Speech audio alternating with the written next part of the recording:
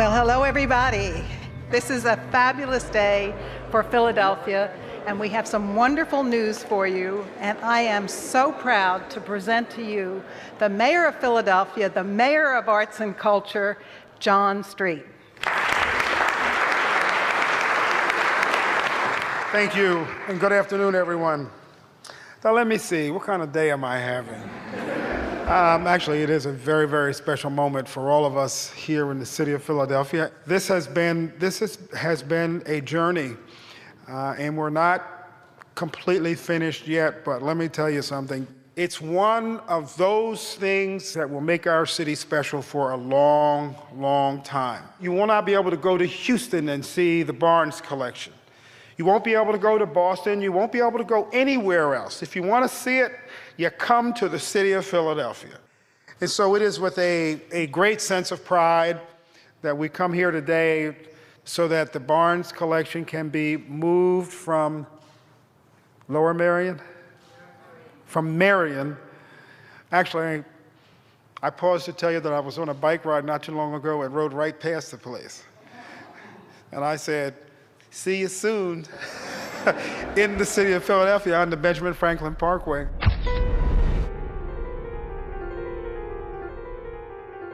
You know, this is a story which should have been told as it went along. It is the greatest act of cultural vandalism since World War II. It's been a circus. And we couldn't take the paintings up to heaven with him, or hell, or wherever the heck he wound up. The name of the game is if you're going to leave your painting somewhere, don't let there be a politician within 500 yards.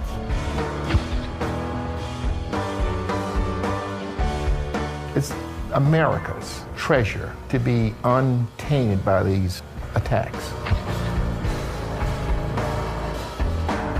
Culture has become big business. Culture is an industry. There's a culture industry that requires new product. This is about humanity, but you can't put dollar signs on that. I mean, obviously, you destroy something fragile when you do that. It's an example of something that's happening all across the society, and this is just one nice little microcosm that we can look at carefully.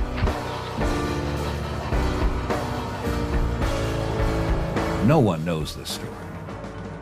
This is a hidden story, and it's a big, big scandal. This is the scandal of the art world in modern America.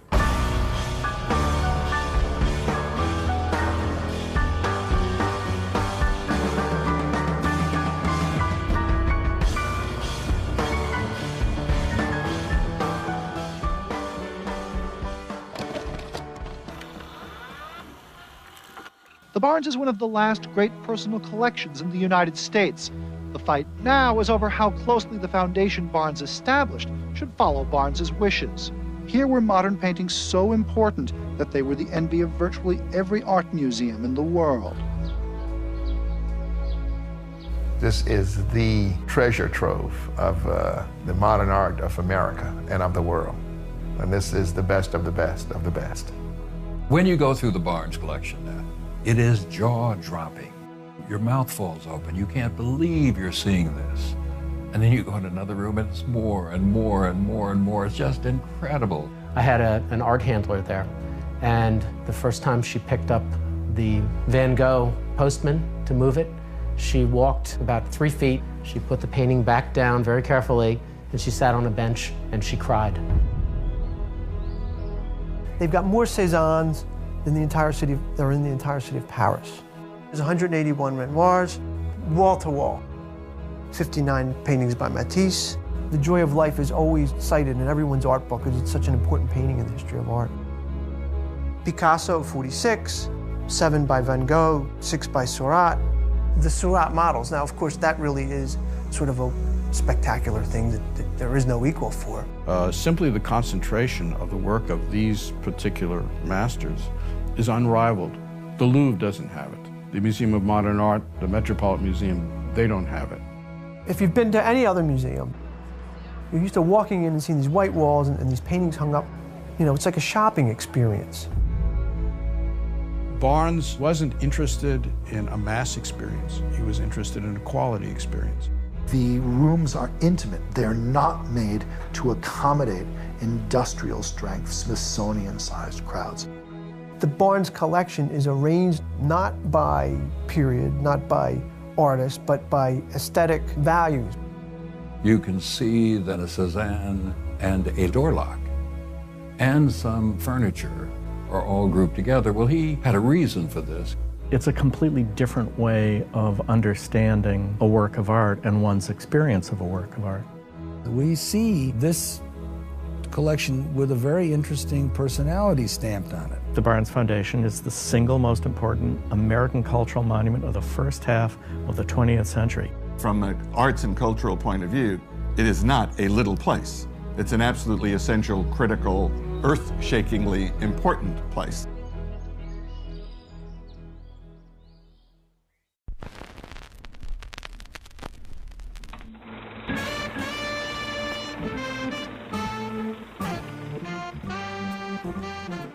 Well, Albert Barnes, I've come to think of as really an extraordinary character because, I mean, he tends to be dismissed as this sort of a bizarre curmudgeon, but in fact, I think he's something of a genius. Dr. Barnes is a particular interest of mine because I'm fascinated that this working class man from Philadelphia, who's boxing to help pay his university fees, how this young man creates one of the most beautiful collections of early modern art in the world.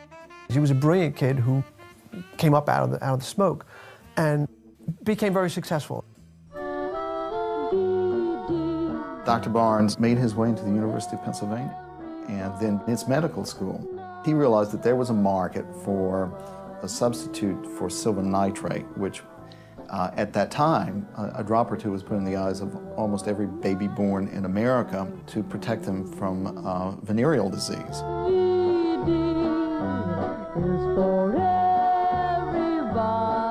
The product which Barnes had come up with was something called Argyrol. Barnes marketed something that solved a huge problem, and the wealth that would come from, imagine today that you had invented, a cure for AIDS.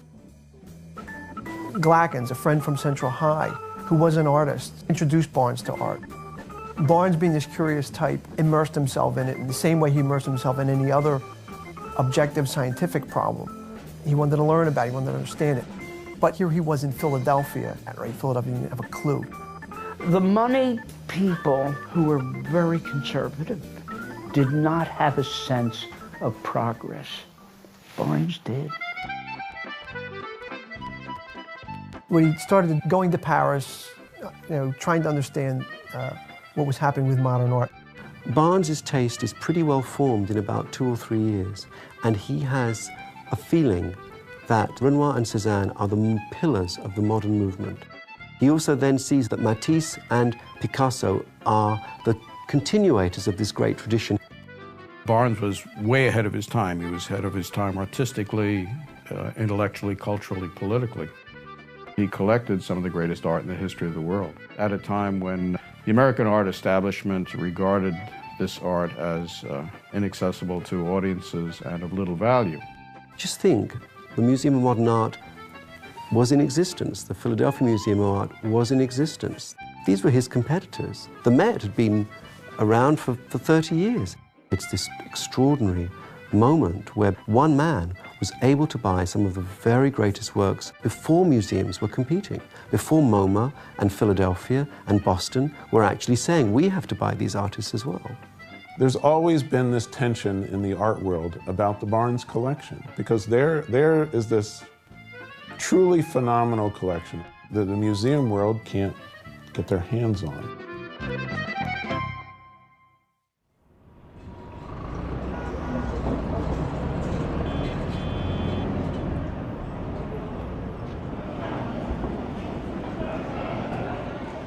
We're at Sotheby's at a preview for their big Impressionist and Modern sale.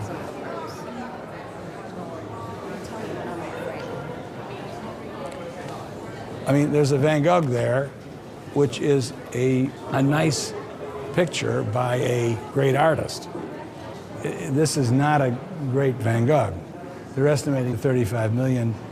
I suspect in this market with this liquidity it will go much higher than that. It's not Barnes-worthy. He would not have bought that Van Gogh, but it is a Van Gogh.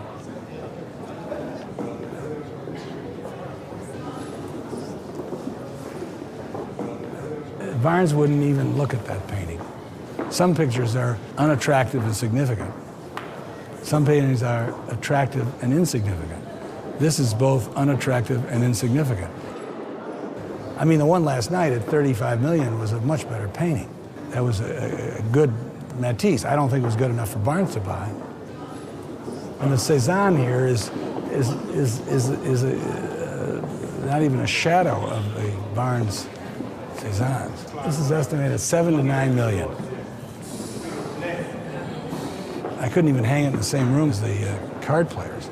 But the card players would be probably beyond certainly any individual's capacity. So, I mean, how much money is in any one place? The Getty couldn't afford it. You'd need some sort of a nation to buy it. L0011. You're going to see prices in the contemporary sales that will make your head spin. That's not bidding at $20 million. At $20 million here, $20 million.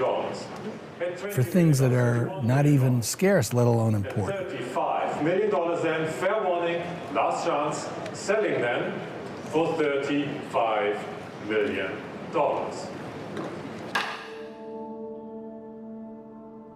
There certainly aren't any collections like the Barnes anywhere anymore in private hands. What is a collection like this worth?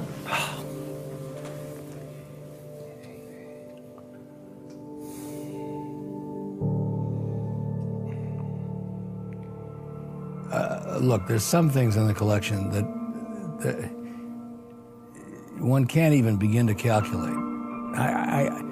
I could go through the inventory, painting by painting, and a lot of them I could come up with some kind of a number. But some things in there nobody could figure out. The Matisse La Danse, nobody could figure out what that's worth. We don't know. There's been nothing like it, there never will be.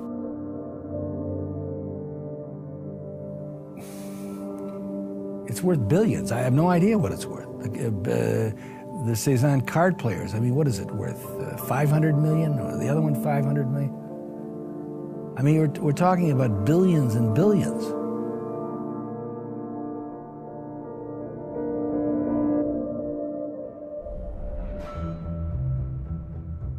The initial exhibition of the Barnes art took place in 1923 in Philadelphia when Barnes exhibited the collection at the Academy of Fine Arts.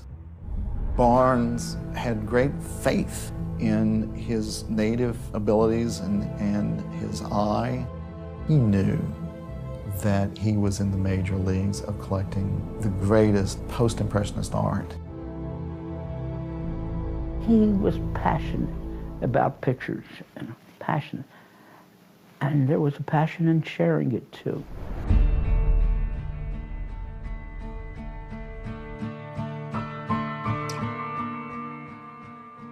The art critics, the Philadelphia Inquirer and other people, they just trashed the collection. They said, oh, this is not art, this is scribbling. It was greeted with caustic outcries from the traditional stuffy Philadelphia art critics. And Barnes was dismayed. I mean, he was just dismayed to have these provincial yahoos who thought of themselves as sophisticated art critics just denouncing. I think it must have had a profound influence in his dealings with him for the rest of his life. He determined that never, never would they get their hands on this art.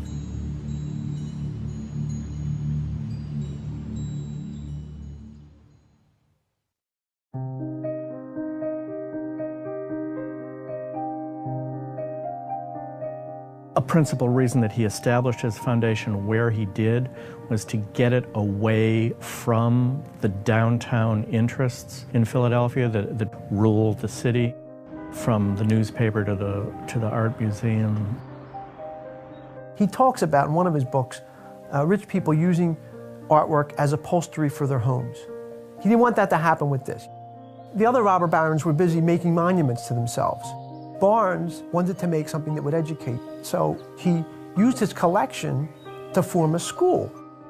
He really wanted to be taken seriously as an educator, and that this project be seen seriously as a real new step in modern education. Dewey recognized that. He was a very serious philosopher, one of America's great contributions to philosophy and education, really embracing what Barnes was doing. If you've spent time at the place and you've gotten a sense of what it's about, you know that it's a very, very important place. And it's not important just because it has great, great paintings. The entire thing is the realization of a set of ideas. Dr. Barnes created this perfectly appropriate building in the midst of a beautiful garden and grounds. Barnes there assembled works of art from all over the world and from all different times, and he put them on an equal plane. And he arranged it in such a way so that the art speaks to each other in a certain way. It says something about humans everywhere. It says we're the same. It just says that African Americans are no different than Latin Americans and Asians. We experience life in the same way. We show it in different ways, but the basic fundamental experience of life is the same. This is one of the many things that they say at the Barnes Foundation that makes so much sense, that art isn't something separate from life. It is life.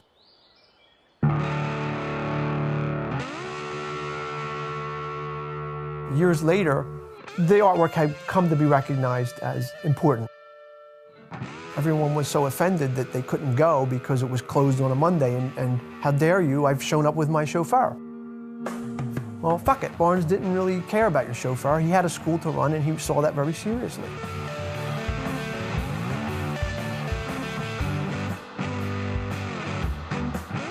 The hatred of Barnes in Philadelphia was fierce.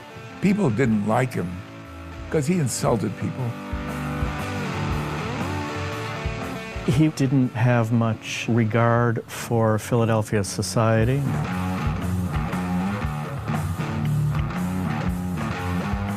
Oh, Dr. Barnes was extremely inflammatory towards his contemporaries.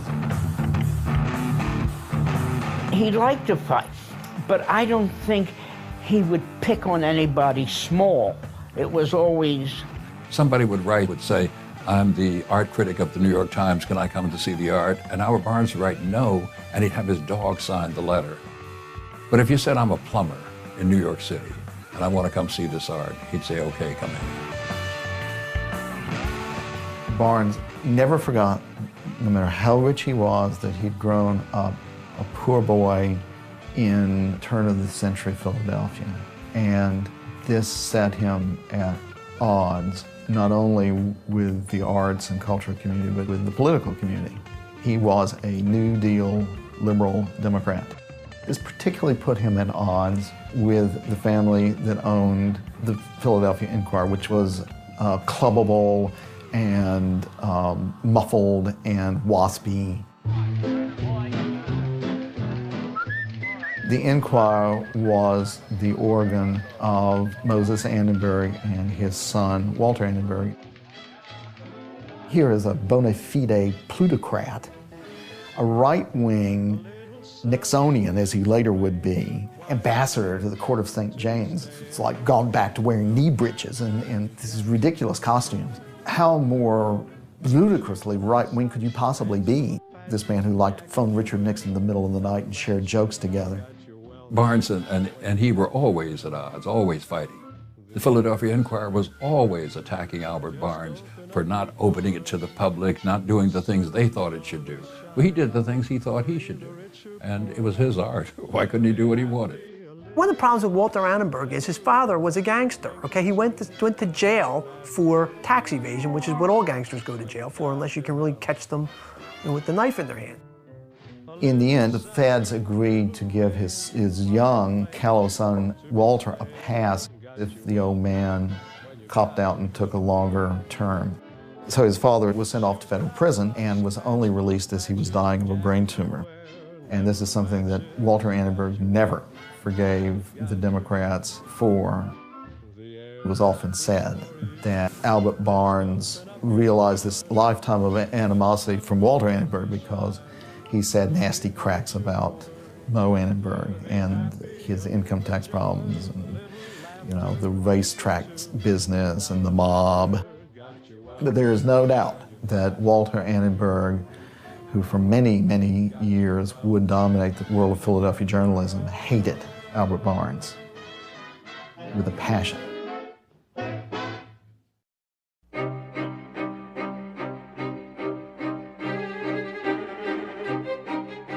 Barnes was a very, very shrewd person. And one of the things that Albert Barnes learned was the value of a good lawyer. And Barnes's lawyer was a man named John Johnson. Johnson was a great patron of the art, whose art today is one of the cornerstones of the Philadelphia Museum of Art. Now, this, however, was not as Johnson had wished it to be, I might say. John Johnson intended his art to be seen as a gallery in his home on Broad Street in Philadelphia. Poor Johnson had said, look, I'm going to give you this collection to look at. The part of the bargain is, you know, keep my end up of it.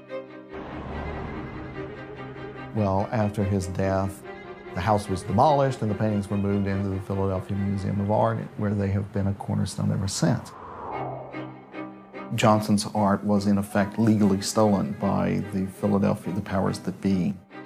They argued that the building was a fire trap and that the paintings were a danger and that they'd be much better off in this new building. Let's get the paintings out of there and bring them up to our new museum.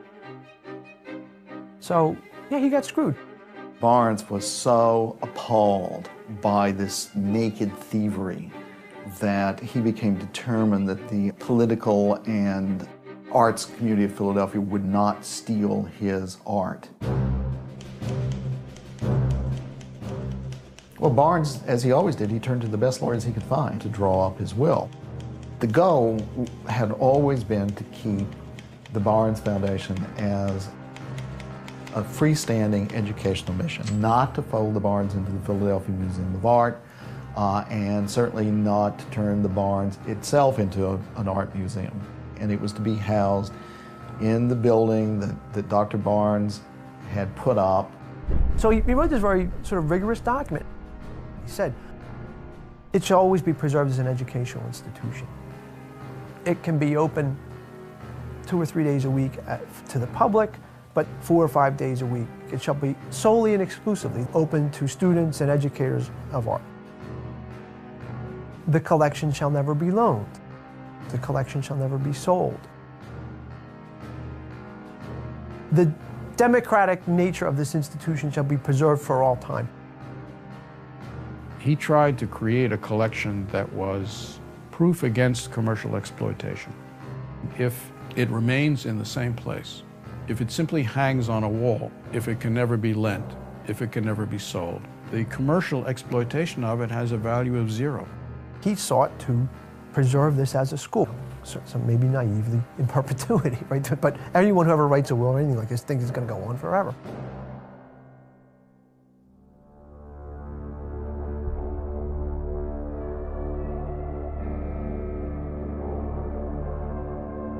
And so it was, Barnes was in his roadster, traveling between his country place and his home in Marion, when he was instantly killed.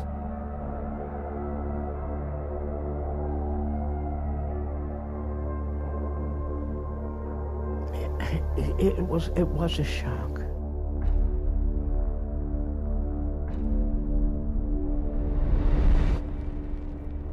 And I thought, I only hope we can keep the spirit of Dr. Barnes' ideas alive. The question then arises, as it invariably does, what did Albert Barnes intend for the control of the great Barnes art collection.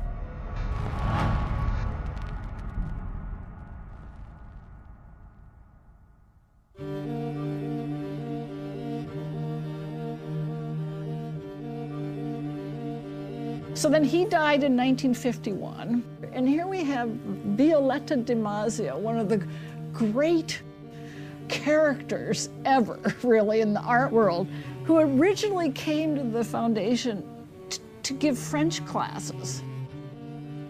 And she becomes his right-hand person, his great supporter, his collaborator, his disciple, and she's in charge basically for 30 years. After Dr. Barnes died, she became president, and she ran it the way it had been run before. She was just passionate for teaching. She poured her life into this. Well, hell, it wasn't a job to Mr. Mage and Dr. Barnes and those who taught there. It was our life.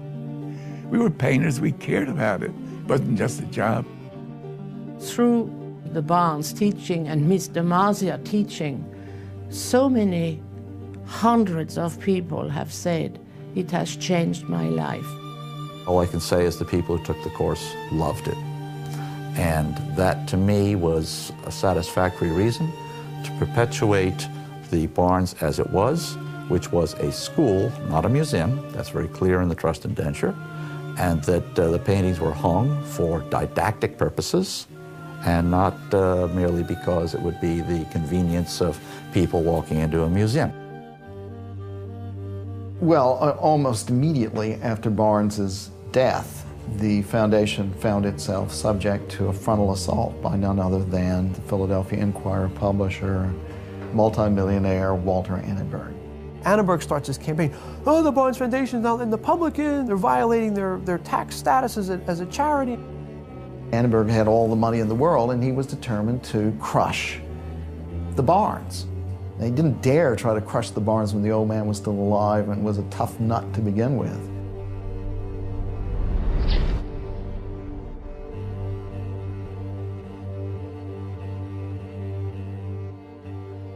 When they opened the foundation, I never knew it was in the works.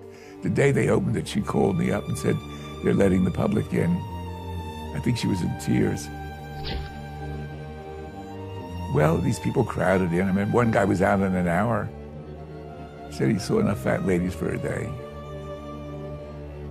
And that's the art lover. Annenberg is seen as the guy who got the Attorney General and the state Supreme Court to make the Barnes Foundation be open to the public at times that it wasn't supposed to be. And so Annenberg is seen as taking the first little crack at Dr. Barnes' trust. Once everybody's dead, they'll do what they want, and nobody cares about what it was. That's why it was important to me to emphasize that it's a school. I think he always was worried that the artwork would become so valuable that it would overpower his educational ideas. You know, people see art, what do they think? Paintings, money, tourism. It's become just the norm for art to be traded, for blockbuster shows, you know, to trade the art, move it around, you know, make money off of it. And there's all this great art that the museum world doesn't have access to. We had requests from various museums around the country. Would you please lend us 2 paintings? We'll pay all the costs and we'll send armed guards and whatever. And DiMaggio said, right there in the document, the paintings will never be removed from the walls. Absolutely no, never. DiMaggio was considered to be the last living direct apostle of Dr. Barnes and his method, and everything went according to Mr. DiMaggio's wishes. The atmosphere had always been, it's for the classes, this is what it's for. Everything about it was personal. DiMaggio was a real personality. It was a handmade thing in the machine world, as long as she was alive.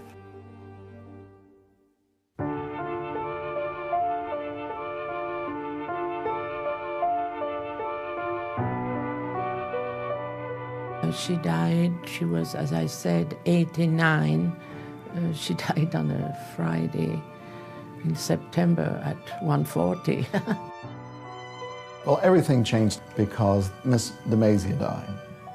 And with her death, the question then is whose hands would inherit the Barnes? Barnes was married, but they had no children. So, no doubt, the Academy assumed, no doubt, the University of Pennsylvania assumed that they would inherit eventually control of the foundation. However, Barnes kept changing his will. Of this, there's no question. But he just didn't tell anyone this. Albert Barnes created the foundation with 5 trustees with the power to control the foundation. After the last of the trustees that he had appointed died, ultimately Violette DeMazia. Now the rub then became, who gets to appoint them? As everyone knows, Barnes was a misanthrope. He had his delicate ego badly bruised by the Philadelphia establishment, and he had a long and difficult memory. Ultimately, his will left the control of the great Barnes art to Lincoln University. When you got Lincoln there, who was just the farthest possible imaginable thing in the social scene as it then existed. Lincoln was, if you were a black man in America, one of the places to go to get a really quality education at a time when there was segregation and whatnot. My father was president of Lincoln University, and he befriended Albert Barnes. And from that friendship began a relationship between Lincoln University and the Barnes collection.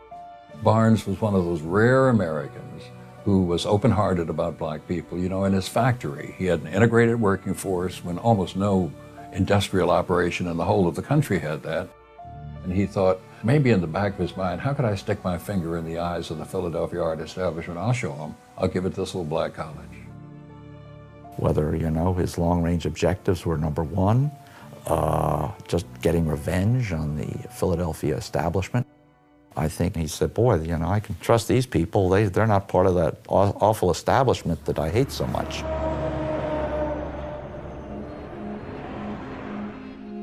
Fast forward to 1990, Lincoln is this state school that doesn't get enough state funding, that can't raise enough money, and if you're the trustee of Lincoln, why wouldn't you use this new asset that you have to raise some money for your school?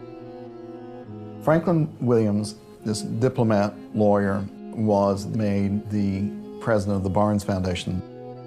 And he really understood, as probably most of the Lincoln trustees didn't, that he and Lincoln were becoming custodians of the world's greatest post-impressionist art collection. Franklin Williams established an art advisory committee of notable people from around the country in the art world. Franklin Williams wanted to pick the right people. So I went back and I drew up a list with all museum people, but very well-known ones. Lincoln University felt it really should look to the outside to help it figure out what to do with this place, which is a perfectly reasonable thing for them to have done. It would be a resource to use as they chose, understanding the terms and conditions of Barnes Trust. And it would have just made both of them flourish. It would be, it's indescribable what might have happened. Also on the Lincoln board at this time was this incredibly ambitious lawyer named Richard H. Glanton. He has designs on being mayor of Philadelphia, maybe even senator. His ambitions know no limit. Glanton has already been going around telling people that he's going to run the Barnes. But as I say, between Glanton and the Barnes and perhaps many of his other ambitions is Franklin Williams. What no one could have anticipated is that almost immediately upon becoming president of the Barnes Foundation, diplomat lawyer Franklin Williams discovers he has a very virulent form of cancer and within the year is dead.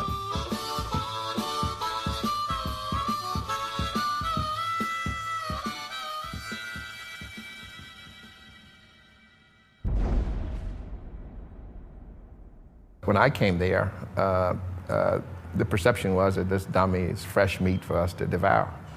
And he's just a smart political guy, but he didn't know anything about art, so we'll rule while he reigns. And I was not born that way.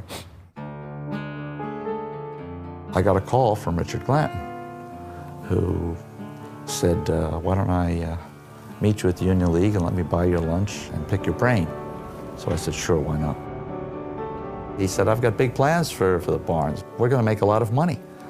And I said, why do you need money? We've got the original $10 million in there. It's yielding a couple $100,000 a year more than we need to run the place. What's the point of all of this? And Glanton says, I'm going to put this whole thing on the map. I'm going to do whatever it takes to build up as much money as I can get. Don't worry, Dave, I've got it all figured out. Oh, okay, well, you know, if that's the way you're going to run it, you're a majority of the trustees now, but thanks for lunch. Mrs. DeMazia, God bless her soul, really did the best she could, but for 50 years following Barnes's death, or 40 years, the money was mismanaged. The building had water running in it. All of the windows were just rotting. The HVAC system didn't work. We've got conservation problems. We've got, you know, we need climate control. All of which, frankly, as a museum person, seemed perfectly reasonable. At the time, when we were on this little committee, it was very clear that you could work out a plan to try to raise money, because everybody in the world would want to save the Barnes Foundation. So that was what we suggested, and that's precisely what Richard Glanton et al. Did not want to do. They were about to figure out how to do something that was clearly illegal and unethical, which is what they did.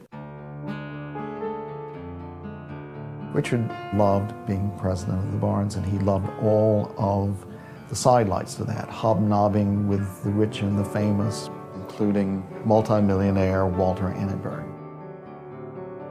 So I called Walter and said that I'd like to just talk to you about my ideas at Barnes, and he said, great. Walter Annenberg, who was a piece of work, was also an art collector. First-rate collection, but certainly not an adventurous collection, certainly not an adventurous thinker. In the last several months, I've had two Japanese interests after me to sell my whole collection. My only response has been, you're discussing members of my family, and I'm hardly about to sell members of my family. Couldn't be more ironic. Glanton and Walter Annenberg hit upon the idea of selling Barnes art. I said, I want to raise the funds to restore the gallery, to ensure the long-term preservation of the collection. And the way that I would do this would be to deaccession a number of paintings to raise sufficient cash to cover the cost of the restoration. And he immediately said, that's a great idea. You know, Glanton basically did for Annenberg what he wanted to do. He made it totally accessible to him, and he was going to rip it apart for him. Up until then, Annenberg was coming in trying to undo from the outside. Now what you have was trustees, the Barnes trustees. From the inside, the Barnes board itself was saying, oh, we're in dire financial straits. We need to undo this indenture. Let us sell the collection. I have nothing against buying and selling art. If there's no legal reason not to do it, it's fine. Dr. Barnes did not say that was okay, and therefore it isn't discussable as far as I'm concerned. We were outraged. Glanton didn't care. And then when we objected, he fired the whole art advisory board. The response of the art world was fast and furious. There was a huge uproar. Anybody with any familiarity of the cultural world knew that it was absolutely the last thing that anyone with any knowledge of a cultural organization would do. So even though there was sort of a big push to do that, it didn't happen because the museum community got against it. Having now failed to convince either the court or his partners on the Barnes board to allow him to sell art or to rent art or deaccession art, he now comes up with a moment of genius. When Richard started publicly saying that the foundation had to raise money, and this is where he started this suggestion, the fiasco plan of announcing he would sell some of the art. In order to justify that, he said, come on, I'll show you. And so I took a tour with him from basement to attic of the foundation and wrote a story about it. And so day after day, week after week, usually with Richard Glanton as the humble Boy Scout taking Lucinda Fleeson, girl reporter, through the boiler room and on top of the roof, readers of the Enquirer were treated to the saga of the poor old Barnes Foundation. And it was going to take millions of dollars to fix up the barn, otherwise these paintings were just going to fall off the wall. We're working on fear here, right? Weapons of mass destruction, leaky roofs. It's funny because it sounds like the Johnson story, the building's falling apart. That was the beginning of the story of why we could undermine Dr. Barnes's will. Thank you to Lucinda Fleeson and the Enquirer. He has this marvelous excuse to persuade the court that the building is in such disrepair that it's going to have to be closed down for a couple of years. Let me take the Barnes art on tour and charge other museums for the privilege. As a lawyer, there's a provision in the trust that provided that, in fact, you could change, it's called cypre. You can change a provision if it's necessary to carry out the donor's intent to the least extent possible. If you can't do exactly the terms of the will, there's the French term, cypre.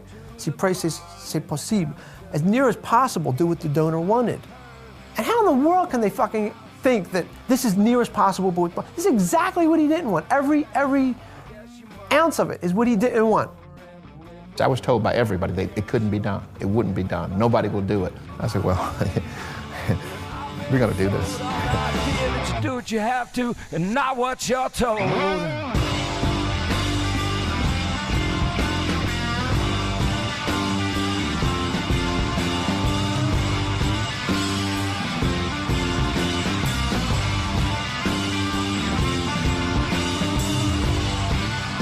Given the quality of the collection, it created headlines wherever it went. It created crowds wherever it went. It created money wherever it went. And all of that was like shoveling coal into the furnace until the fire was raging. Everywhere the art went, Richard Glanton went. And everywhere that Richard Glanton went, he was honored. I was treated like a conquering hero in Paris and Toronto and Fort Worth, Texas. Dinner, seated at the table with Princess Di, an invitation for her to come to the Barnes, letters from her. It was literally unbelievable. I think it was the greatest exhibition in the history of Western civilization.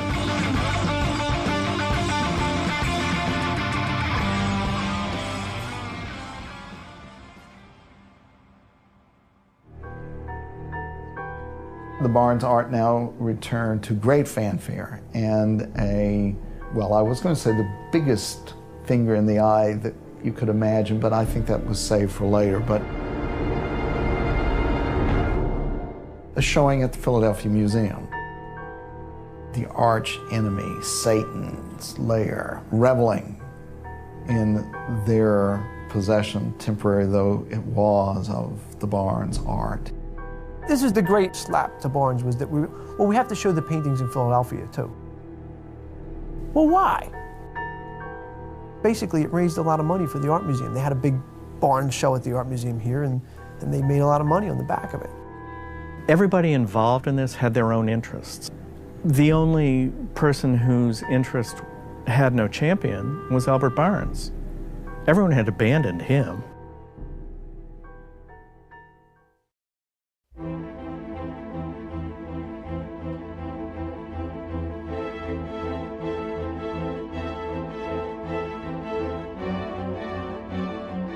You know, the paintings come back from the tour, and Glanton wants to have this big party. Glanton's using it exactly the way Barnes didn't want it to be used, which was as this sort of social backdrop thing. I mean, we're talking all the wealthy people from Philadelphia with their Rollses and all this stuff came to the party, and they're just all up and down the tiny little Latches Lane. The Philadelphia swells came down in droves, And once again, Richard Glanton basked in the reflected glow of the Barnes art. But what he didn't reckon with was the neighbors. Chaos, just absolute chaos. Nothing had ever happened like that in the 18 years we had lived here. Was this the first of many? Was this, our neighborhood has now changed to this? The Barnes Foundation has been here for over 70 years, lived in perfect harmony with the neighborhood for all these years, and all of a sudden it becomes the Super Bowl venue for art. This is from Quebec also. This is 3 buses today from Quebec. Our neighborhood was completely clogged top to bottom, 5 days a week. Thousands of people a week were coming and parking and eating on my lawn and parking in my driveway. I mean, it happened to all of us. My kitchen sink faces the Barnes, and I guess I spend half my life at the sink. So every time I saw a bus, I would run out with the camera and videotape it. I don't know how you pronounce that, but that's how I feel. Richard Glanton referred to me that he was being harassed by the KGB. That was me. I felt very powerful for a moment. I brought the Barnes out of the Dark Ages and opened it up. And it's weird that a few people refused to accept that. We went to the township to see about fast-tracking permission to build a parking lot. And Richard very much wanted this parking lot fast-tracked at this point. You're operating a commercial museum in a residential neighborhood, and putting a parking lot in at that time would have made it easier for you to operate a commercial museum in a residential neighborhood. We went to a township meeting. All the neighbors went to the township meeting, and people made speeches at the meeting. I got up, and in my speech, I said I understood now how a carpetbagger works, and a carpetbagger is someone who comes in from another jurisdiction, and in fact, they call judges carpetbaggers when they do that. And referring to Mr. Glanton and his management team, I referred to Mr. Glanton and his people, and that was the end of it. The township said that they couldn't fast-track a parking lot. Richard was not happy with that response. It wasn't about the cars or the traffic. It was about something else. It was about being hostile. I don't know why. You know, I just said, this is enough. I mean, I'm just going to bring this lawsuit. Dr. Herman brought me to his house and said, Bob, I have something, but I need you to sit down. I know what I was talking about. Because of my use of the word carpetbagger and his people, they used those two phrases as the basis for a civil rights action. Glanton ordered the Barnes' lawyers to begin preparations for a suit against the Lower Merion Township commissioners and the neighbors under the federal Ku Klux Klan Act. They accused of a conspiracy with the township to deprive them of their rights, but motivated by racial grounds. They compared not only me, but they compared others of us to Hitler. They showed pictures of people being lynched in South Carolina and associated that with the neighbors. And then I think about, what the devil did I do? I got up and I was concerned that I have buses and I can't get out of my driveway. What am I doing here in the middle of something like this, being called Hitler?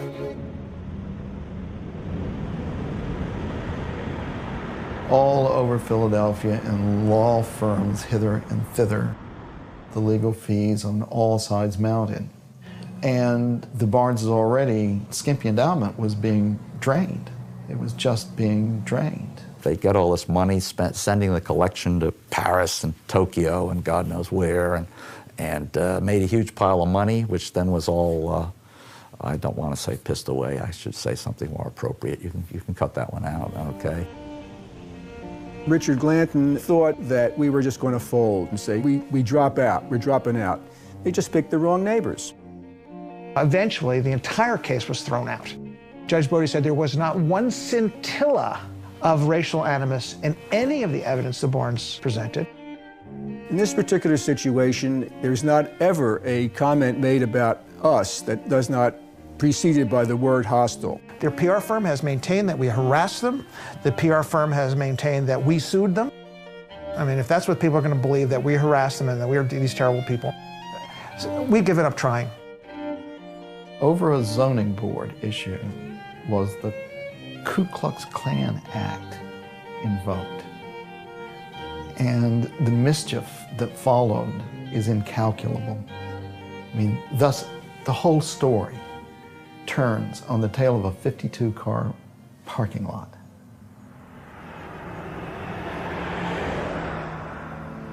The president of Lincoln University is desperate to get Glanton out of there.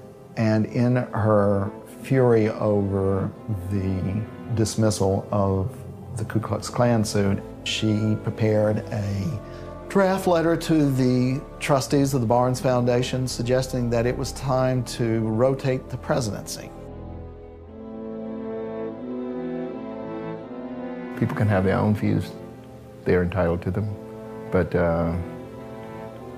my story is that it was a second rebirth of Barnes during my 10 years as president. I tried to do something real quick that was different because it had to be done. And I knew I had no time to mess around because, what was that dog's name? Cerberus, guards the gates of hell, was after me. I've been approached about turning the Barnes over to the Philadelphia Museum of Art on at least 2 occasions, and I was approached about turning it over to some other institutions on other occasions. But I had no intention of reigning while somebody else ruled. And that was, in their view, the end of me. They laid the groundwork, saying the money that was spent on the lawsuits ruined the Barnes, which is not true. It had more money than it had when I came in, and a new building. Curiously, Glanton said to me at the time that, this is not quite how he put it, but that he was the bulwark against the establishment stealing the Barnes. And in a perverse way, I think Richard Glanton was absolutely correct about that. I was just like, okay, here are the keys. Go do your master's bidding. Run it into the ground, into a wall. And literally, that's what I wrote the Attorney General. I said, they're gonna run it into a brick wall.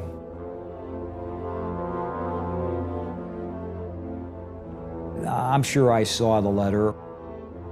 I'm not gonna say that his predictions were accurate, per se. But once he left, there was not the same level of drive with those who remained. And in the long run, I thought that was going to continue to drag the Barnes down.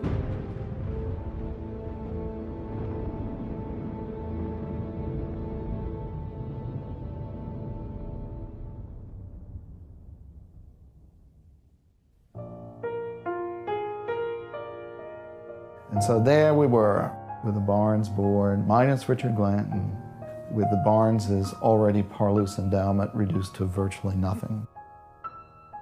Barnes Foundation, without any funds, without an effective leadership, is, sitting in this building as a sitting duck. So these forces began to line up and work towards something that had absolutely nothing to do with what Barnes wanted, with the agreement between Barnes and the state of Pennsylvania embodied in a legal document. All of that was sort of left in a drawer while politicians and billionaires and cultural mavens and foundations got busy.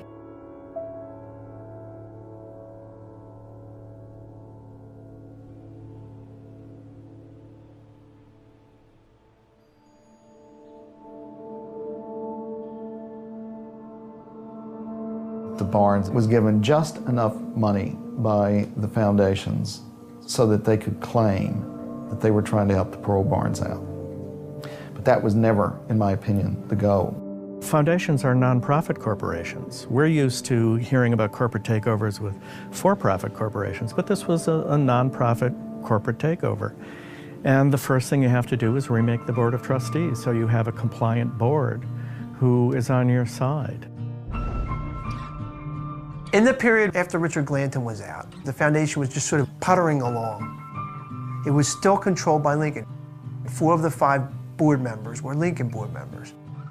The president of the Board of Trustees, put on the board by Lincoln, was Bernie Watson.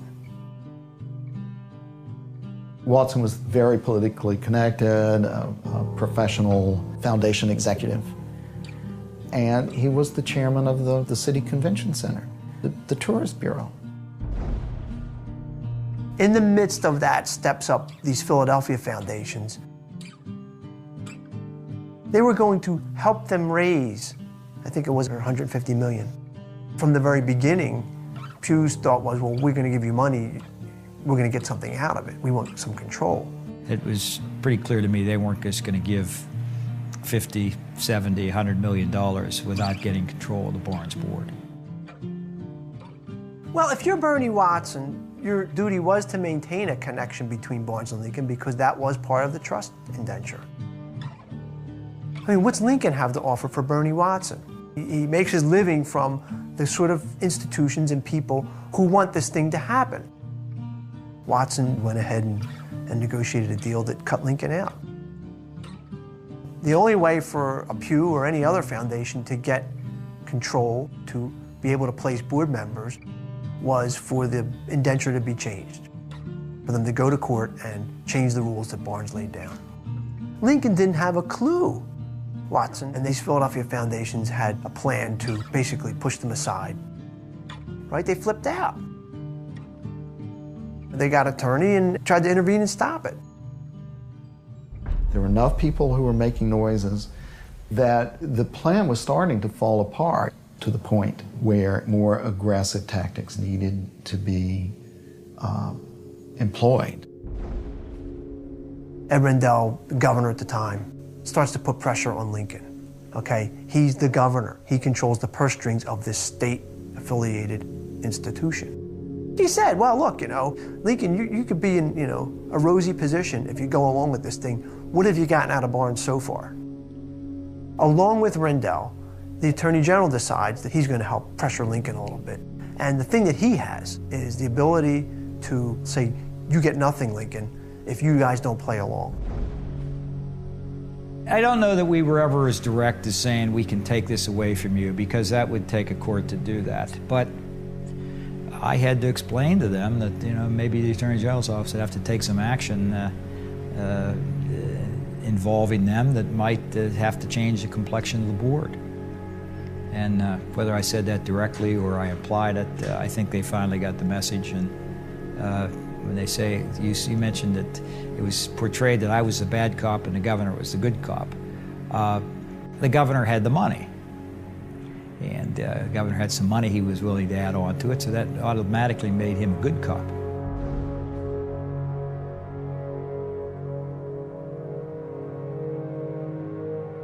There was some money proposed for Lincoln to offset some of the perhaps perceived losses that they might have. As I recall, it was about $40 million. And I said, you tell me what you want to spend the $40 million on.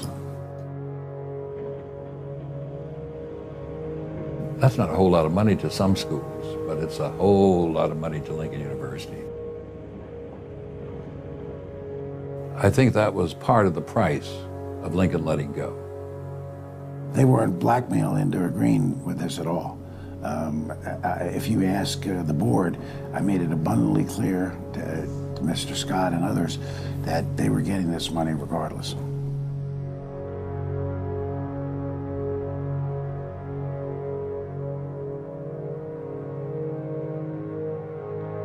They pressured the shit out of them. And in the end, they caved.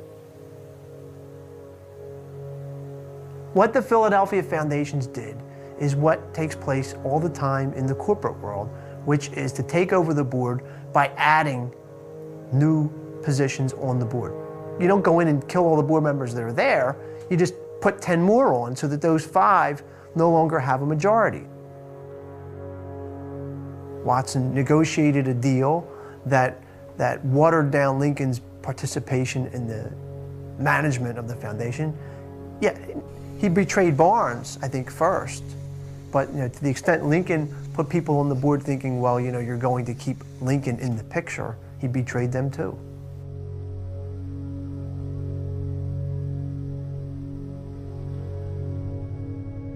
They sold Lincoln University for a shekel. They sold it down the creek, and they had no right to do that. and the Philadelphia establishment, who he determined that never would they get their hands on this art, now have it in their hands.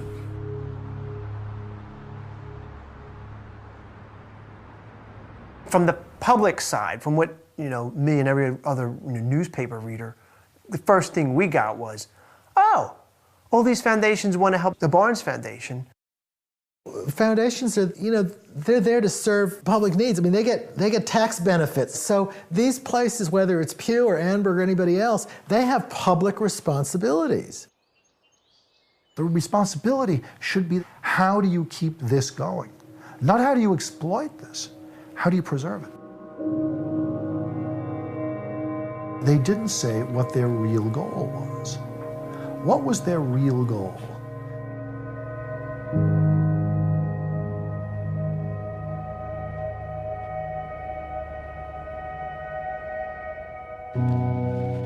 From NPR News, this is All Things Considered. I'm Michelle Norris. And I'm Robert Siegel.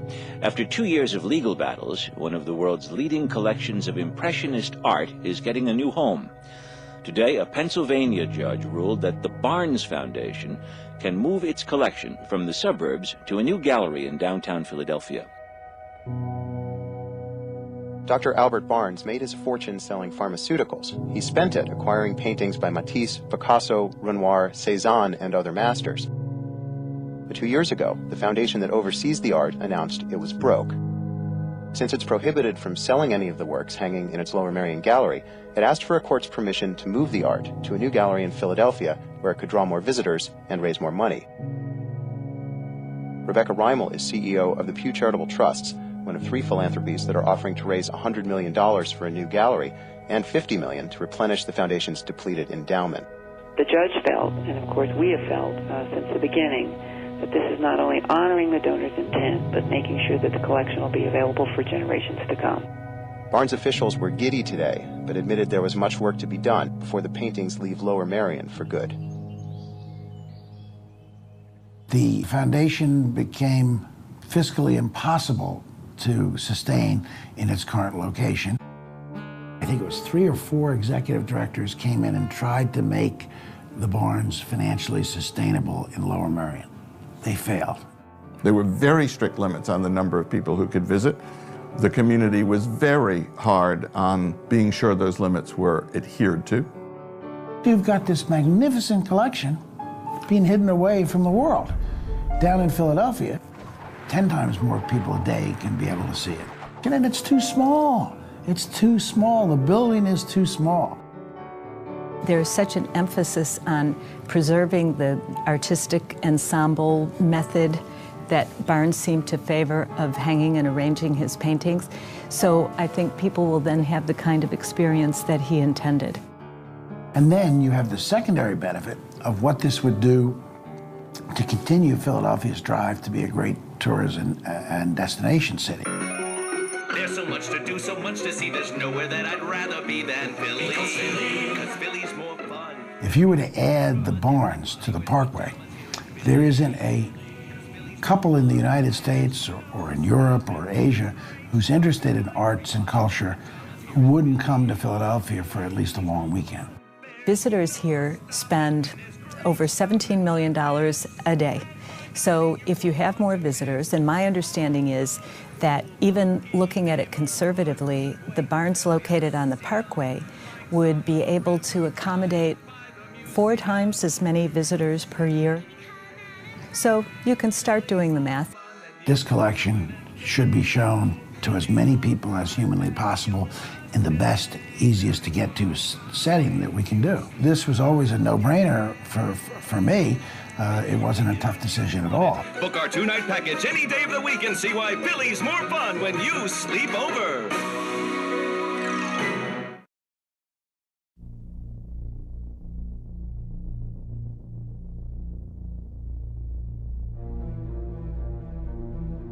These, I would say, are the key players involved, the key political backers and financial backers of the movement. Primarily the Pew Charitable Trusts and its director, Rebecca Reimel, in consortium with, or as I like to put it, as part of a cabal with the Lenfest Foundation. That's Jerry Lenfest, who has a powerful conflict of interest as the chairman of the trustees of the Philadelphia Museum of Art. Supported by Governor Rendell and Mayor Street, and Lenore Annenberg, the widow of the late Walter Annenberg, who spent much of the last part of his life trying to gain possession of the barns. I'm sure many among them believe sincerely that what they're doing will be for the good of Philadelphia. We're going to build a world-class center for the fabulous Barnes collection, which has no peer anywhere else on earth. And I'm delighted to be here today with the mayor to make sure this is done in the appropriate way, with intelligence, with reason, and compassion.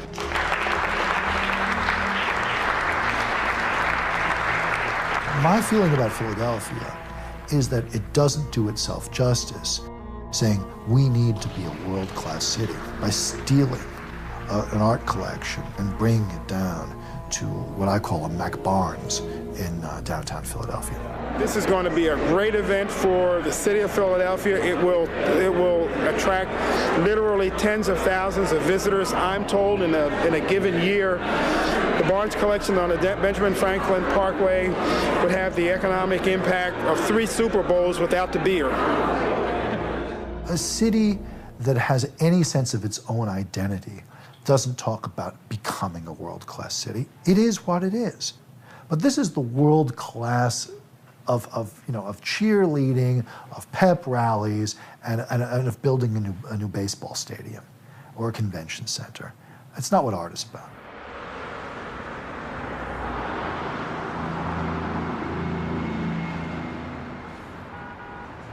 I see the people who are attempting to move the Barnes Foundation as vandals.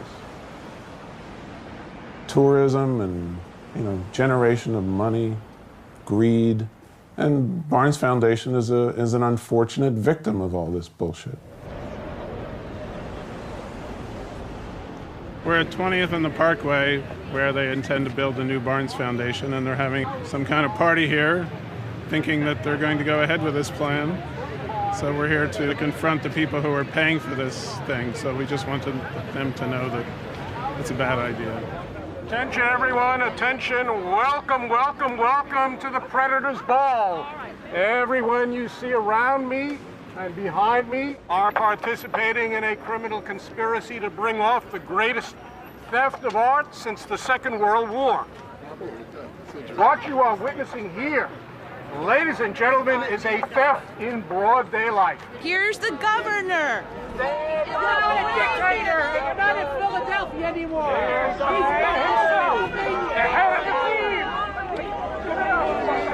dishonorable Edward G. Rendell. Sir, can I get your name to the record? Economic crisis.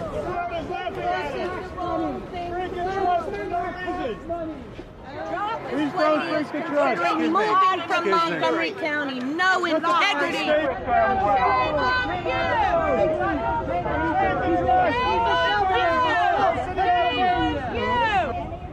We're outside the location where they're planning to put the new Barnes Museum, and they're having some sort of a celebration of that, which is very annoying. Philistines! And we're just sort of protesting their party because a lot of these people don't even realize what they're doing. Destroying a man's will, destroying this collection, which half of them don't even have a clue about. Have fun now, wait till it's your will. Barnes was married, never had children, never had anyone that could have come in after the fact and said, hey, you screwed my grandfather over, I want the paintings. The grandchildren were the students who showed up 50 years later. To anyone who's familiar with Dr. Barnes's will, everything that he said during his lifetime, this will be destructive to his creation. I implore you to vote no. The motion passes. Thank you very much. Right now, the Friends of the Barnes is an organization with one reason to exist: to prevent the relocation of the gallery art collection. It's such a great all-American story. It's almost a Barnesian story of the heroic little guy fighting the forces of City Hall and the downtown oligarchy. That's what Barnes was doing. You get a choice here. You get a choice to decide to listen to the folks who live near the Barnes Foundation, the people who've been to school at the Barnes Foundation. We're going to be happy to have it, but thanks for trying. Friends of the Barnes approached the county and said, we're struggling here. We'd really like you to come out and be part of this fight to save the Barnes in Montgomery County. I think it was that point that the momentum began to build and that the residents of Montgomery County had a feeling that, wait a second, Philadelphia can't just take our art. So would the Barnes Foundation, one of the world's greatest art collections, move from the suburbs to the city of Philadelphia? As Fox 29's Gerald Copan explains, while it appears the legal hurdles have been cleared, some say not so fast. Montgomery County and the local group Friends of the Barnes have retained counsel, saying that if the Barnes board could raise the money for the move, they should have been able to raise the same money to improve the Barnes where it is. There are still unknowns in this case. No one knows just how much it'll cost taxpayers, and no one knows how hard Montgomery County is willing to fight. I don't have any respect for the cultural and political elite of Pennsylvania. You know, these are grade B players who basically are doing tourism promotion. This is the Disneyland of paintings. That's not what Dr. Barnes wanted. My primary goal is to reopen these proceedings by filing a petition and persuading this judge that there were things that he didn't know about. That if he had known about them, that the outcome would have been different. What happened is this became a feeding trough for politicians. The story is that the Barnes has to move in order to be saved. It's not true. People wanted it to happen, and they assessed the situation, they saw what needed to be done to make it happen, and they're powerful enough to do it.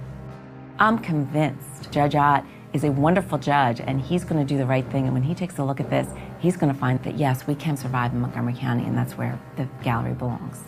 The move is not a done deal. As far as I'm concerned, this is a deal coming undone.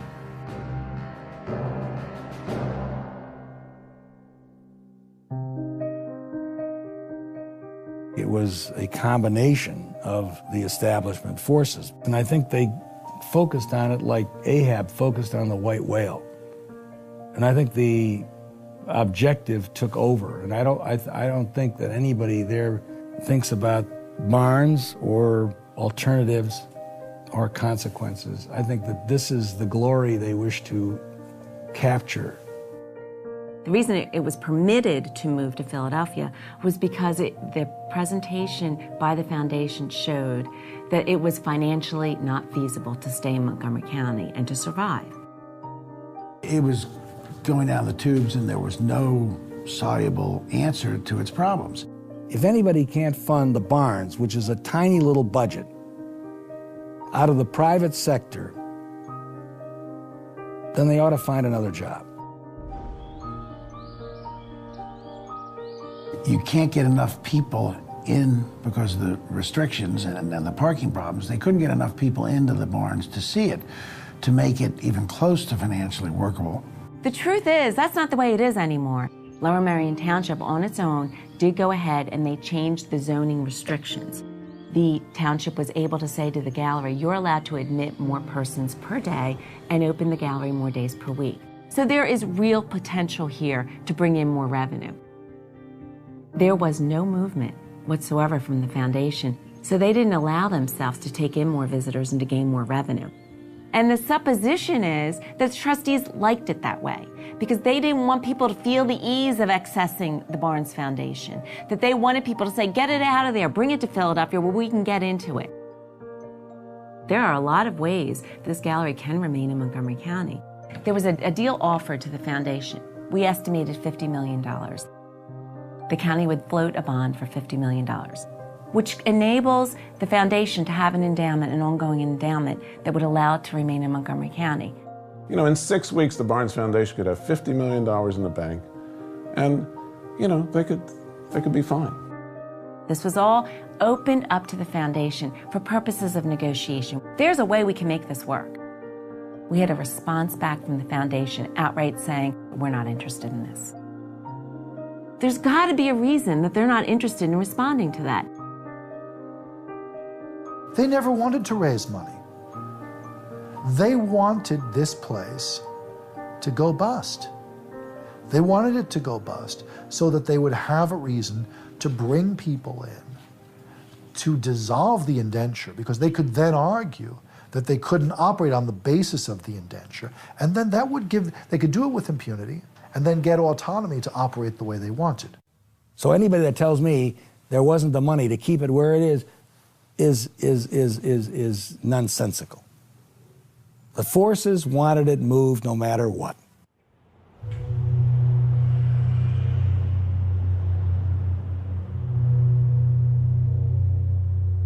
It's fair to say that there was a vast conspiracy to move the barns. This obviously involved the three lead foundations, the politicians, mayors, governors, state senators. Everybody on that side of the equation was powerful and they had something to gain.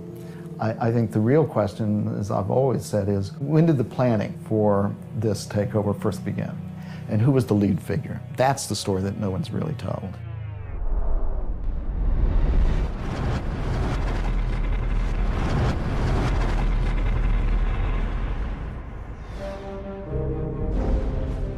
In 1995, after sending the collection on tour, the paintings came back to Marion. There was a gala dinner to celebrate this, at which a local billionaire, Ray Perlman, had a little idea. A man by the name of Ray Perlman, who was then, I think, chairman of the board of the Art Museum, came to see me probably in the middle of my 8 years as mayor and suggested that I get active and try to convince the state to move the barns. For the Art Museum wanted to, obviously, to run it, the benefits to the city of Philadelphia, et cetera, et cetera, et cetera. So that was probably the 95, 94, 96, in that area. My only personal contact with Ray Perlman was to have him scream at me over the phone, while at the same time taking credit for the decision to move the barns to downtown Philadelphia. Ray Perlman is a nasty old man. Spell my name right and make sure he knows that I'm the one who said that. Barnes did something that they will never be able to do. Ray Perlman does not have an eye for art. He never will. And I can understand he feels bad about that. He can't do much about it besides take it out of the hands of the Barnes Foundation.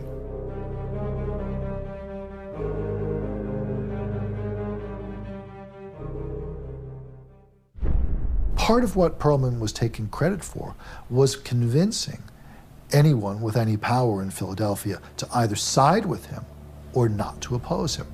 Is that a conspiracy? I don't know. One man's conspiracy is another man's political consensus. Why wouldn't the great foundations of Philadelphia want to save the Barnes Foundation exactly where it is? I mean, they are Philadelphia institutions. They should want to preserve a Philadelphia institution as a really original institution. Why wouldn't they want to do that? One of the nation's largest private foundations is now a charity. The Pew Charitable Trusts control $4 billion in assets. The change in status will save Pew millions of dollars in taxes, and it will have fewer restrictions on how it can spend its money. One of the other things we didn't know was that Pew was in the process of converting itself for tax reasons from a private charity into a public charity. One thing that a public charity has to do is demonstrate that it has the capacity to raise money, very large sums of money. Pew also cited another potential tourist draw, a new building for the Barnes Foundation in downtown Philadelphia. Pew CEO Rebecca Reimel says the new charity could not only raise money for the move, but administer those funds at no cost to the project. The Barnes was one example of what we could do as a public charity that we can't do as a private foundation. Coincidentally, Pew stepped forward and said, we would be happy to be the lead foundation to assemble the funds to facilitate the move of the Barnes Foundation. Our application to become a public charity had absolutely nothing to do with the Barnes. You know, in court, Rebecca Rimmel said, oh, you know, the Barnes Foundation, that's nice, but that's not why we did it. Well, you go look at their application to the IRS, that's all they talk about is the Barnes Foundation.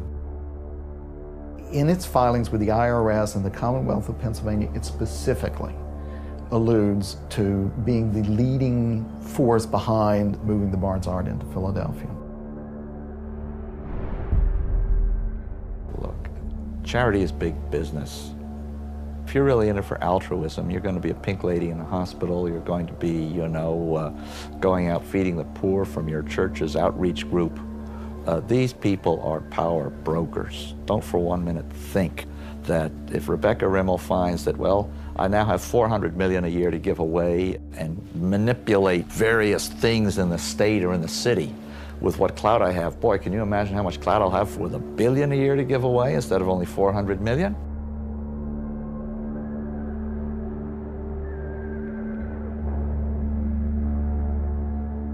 And I might add, it was in the filings that for the first time we discovered that Pew had now estimated that the value of the Barnes art was not, as Glanton had thought, $4.5 billion, or I had thought $6.5 billion, but according to the Pew, it was $25 to $30 billion worth of art.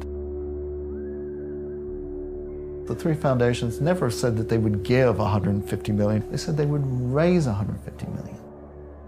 Even if they gave $150 million, it's the greatest bargain maybe in the history of the art world to get $25 billion worth of irreplaceable post-impressionist masterpieces for what for them is a drop in the bucket.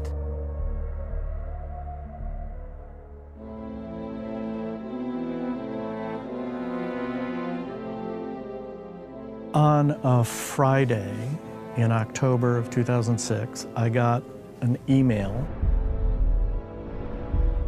from someone within the Friends of the Barnes saying that squirreled away in the 2001-2002 budget of the state of Pennsylvania was $107 million. $7 million for upgrades of the Marion property, $100 million for the move downtown.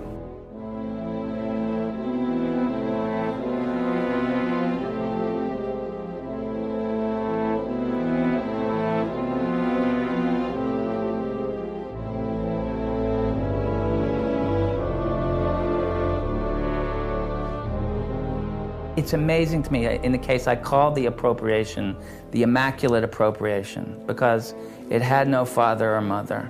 Nobody knows who asked to put the money in. So maybe it was divine inspiration. We don't know. The budget bill is a very thick piece of legislation, and 99% of the other members of the General Assembly, I'm sure, didn't know when they voted on that capital budget bill that particular project was in there.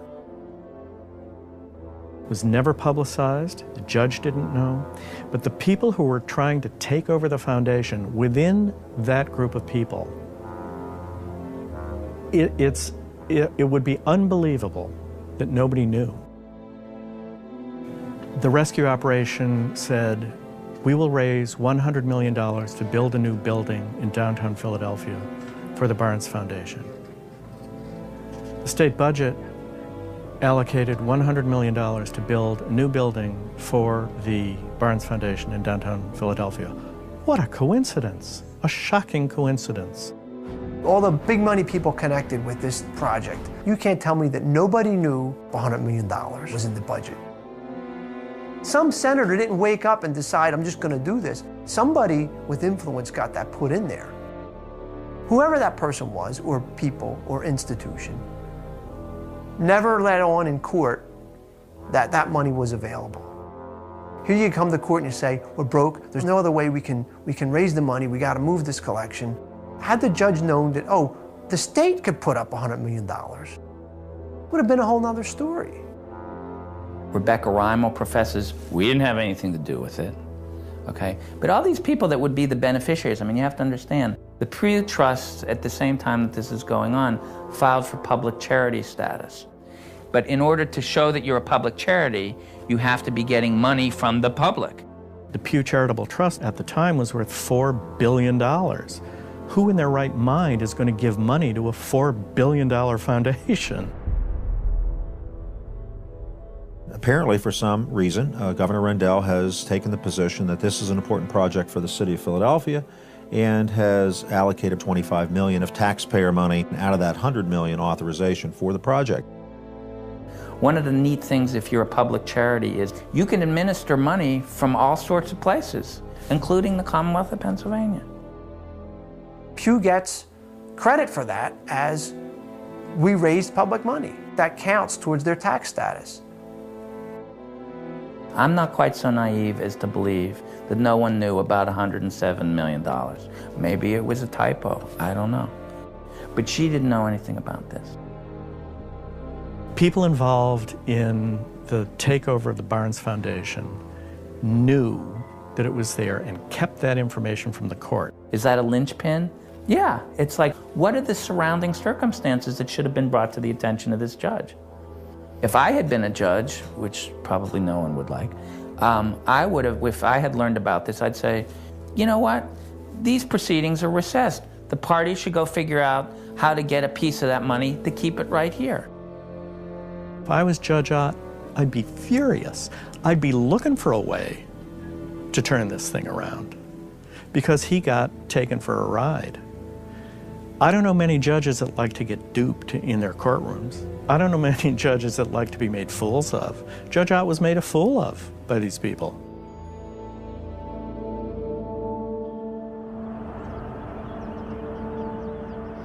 So you see all these interlocking relationships, and if I were a conspiratorial figure, I'd think an enormous conspiracy is at work here, of moneyed interest to have their will, to have their way, to manipulate the treasury of the state of Pennsylvania, to manipulate the legal system of Pennsylvania, to manipulate Dr. Barnes' desires and wishes, to manipulate Lincoln University, to play on this needy little college so desperate for money and know that 50 million would blind their eyes to what was really in their grasp. I just think they wanted to capture the prize. And the whole establishment mobilized to that end. They don't like to have the whole thing questioned. I think they're used to getting their way, and this is the way. And if you question it, you're standing in the way. Yeah, these two. Yeah, you're from 914 Pictures, right? Yeah, you're not part of the media list. No, sorry. If any major figure within the Philadelphia art world wanted to speak against this idea, they could kiss the Pew Charitable Trust goodbye. They could kiss the Lenfest Foundation goodbye. They could kiss the Annenberg Foundation goodbye. Perhaps they could kiss their own job goodbye. No one could speak. Outside this property, you're allowed to do. Yeah, but the news is in here, right? Sir, that's all I'm asking. I'm just asking a question. And I'm telling you the answer. You're not giving me an answer. Yeah, I'm saying whatever you want to do. News crews allowed in or no? If the news are allowed in, though, and we're part of the press, then we should be allowed inside with the rest of the press. No. Those press are invited. Right, they're invited, yes. So even though the mayor's office said it was open to the press and that we could come. You're not invited. We're not going to keep talking. Please step out. Right. Please step out. People at museums in New York and San Francisco and Chicago and Dallas and other places didn't say a goddamn word while all this was going on. I think they were scared. They were frightened of these foundations who are benevolent and give great sums of money to all kinds of causes. Some of them have supported the NAACP.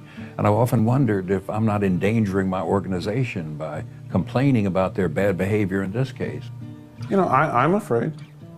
I realize I'm putting some part of my life and my livelihood at risk by doing this. I don't know how they would come after me, but if they wanted to, you know, they can make anybody's life difficult that they want to.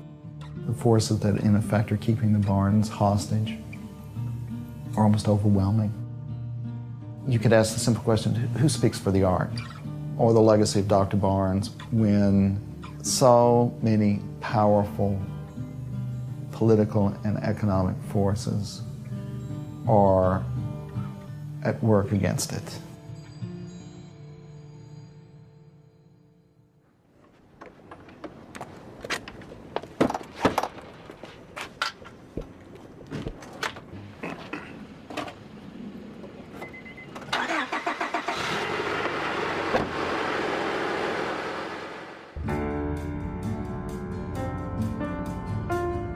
Yeah, it's a big day.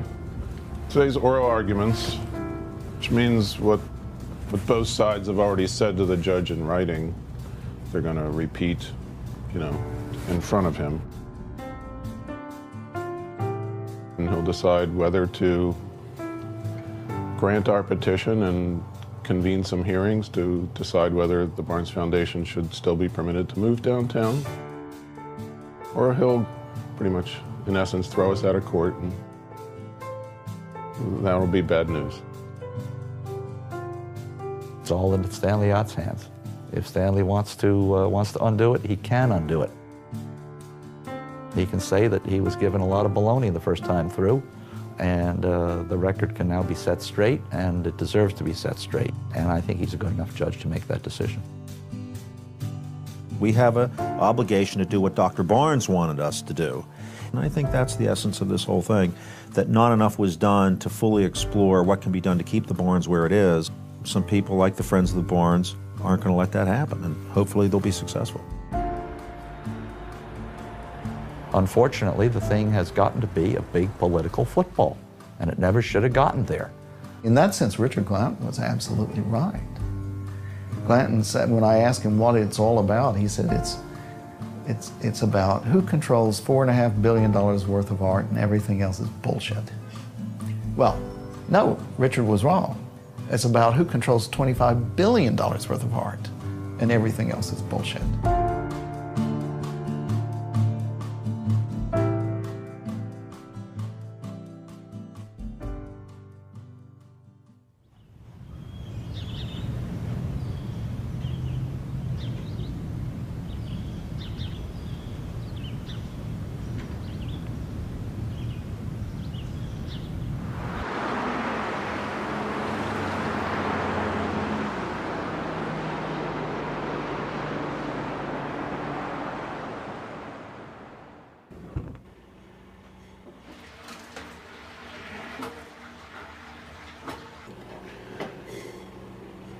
Well, Wednesday night I got home and there was an email on my computer.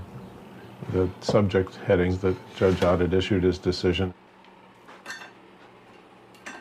He apparently has decided that he's not going to investigate any of the matters that our petition brought to the court's attention. He had declined to order new hearings by declaring that none of the petitioners, that is, the Friends of the Barnes Foundation and Montgomery County, had standing to intervene in the matter.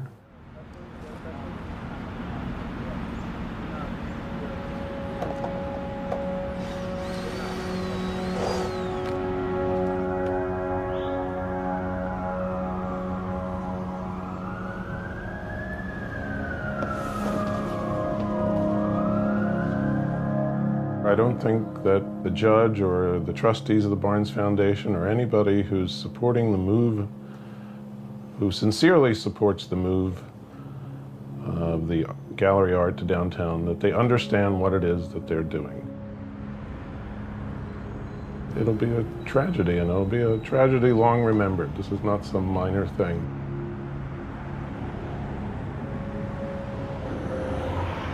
It's not often in life you get to really try hard for something you deeply believe in, and I've gotten a chance to do that.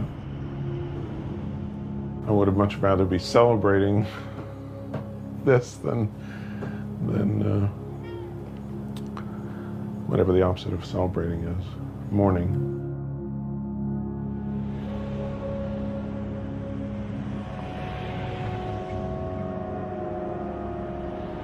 So the city gets its tourist venue. The governor does too. The governor makes his friends at Pew happy. Pew gets to control the art. Jerry Lindfast of the Lindfast Foundation is chairman of the museum. The museum finally, in effect, gets the art. It's virtually an appendage. And Annenberg people get Walter and Lenore's dream. And if it's not the destruction of the Barnes Foundation, what is it?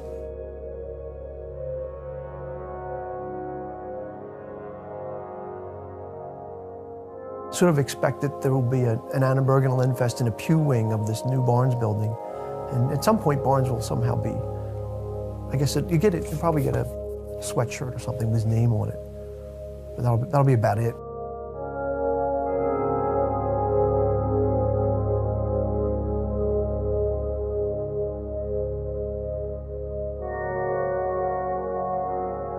Maybe that's a way of having Philadelphia come back to the forefront and be one of the leading cities. It'll be the leader in showing people how to break trusts and how to break trust with the public. You know, maybe that's a good new role for Philadelphia. They could have, you know, ring a special Liberty Bell for it.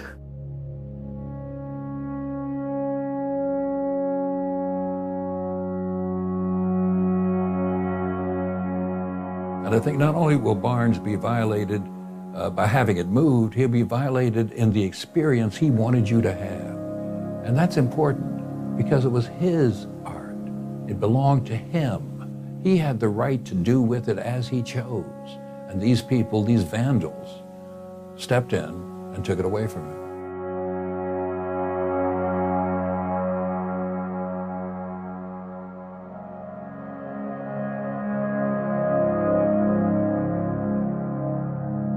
These are not people who are concerned about the art. These are people who are concerned about money and power. And who would destroy what is a perfect jewel box and also a kind of a living piece of history? You know, to walk into the Barnes is to see the art as Barnes, for all of his greatness and all of his foibles, had it. And it is, in its way, perfection.